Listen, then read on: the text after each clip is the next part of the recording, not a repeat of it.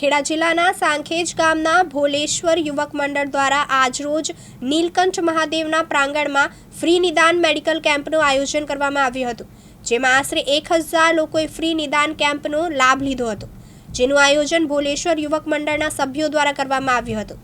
આ ગામમાં દરેક તહેવારો ધામધૂમપૂર્વક ઉજવવામાં આવે છે।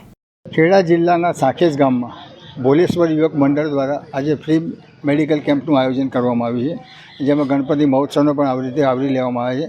આ ગામની અંદર 5000ની કે 6000ની આશરે વસ્તી હશે, પરંતુ એકતા અને સંપના હિસાબે અહીંયા દર વર્ષે દરેક તહેવારમાં અવનવા આયોજનો કરવામાં આવે છે। આપણી સાથે ભોલેશ્વર યુવક મંડળના કેટલાક સદસ્યો જોડાઈ ગયા છે, જાણવાનો પ્રયત્ન કરીશું કે તેઓ શું કહેવા માગે છે।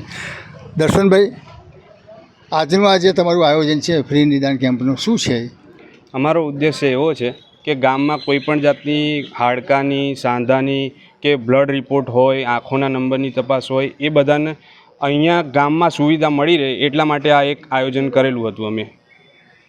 અત્યારે ગણપતિનો મહોત્સવ ચાલી રહ્યો છે, એના અંગે કોઈ વિશેષ આયોજન ખરા તમારા?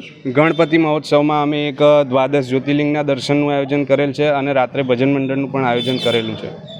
કેટલા જ્યોતિર્લિંગ હશે? આપણે 12 જ્યોતિર્લિંગ છે, ગોવર્ધન પર્વત છે, પશુપતિનાથ છે, એ રીતના અલગ અલગ જ્યોતિર્લિંગના દરરોજ દર્શન રાખેલા છે અહીંયા। તમારા ગામમાં કહેવાય છે કે એકતા બહુ છે, એટલે નાના તહેવાર આવશે છતાં પણ આયોજન બહુ મોટું દેખાય છે। અમારે દર વખતે આવી રીતના આ વર્ષે અમારે 15મું વર્ષ છે ગણપતિનું, અને દર વર્ષે ગામ તરફથી પણ અમને સારો એવો સપોર્ટ મળતો રહે છે। આપણી પ્રવૃત્તિ શું છે? મારી પ્રવૃત્તિ પૂજા પાઠની છે। શું કરો છો તમે? હું અમારા ગામનું ગામટોળાનું મંદિર છે જોગણી માતાજીનું, ત્યાં આગળ સેવા પૂજા કરું છું। આરતી, શણગાર, થાળ। કેટલા વર્ષથી કરો? કમસે કમ 3-4 વર્ષથી। નવું મંદિર બન્યું છે, 4 વર્ષથી નવું મંદિર બન્યું છે, 4 વર્ષથી હું અખંડ સેવા પૂજા કરું છું। આપણે આ મંદિર જે છે એ કેટલા વર્ષ જૂનું છે?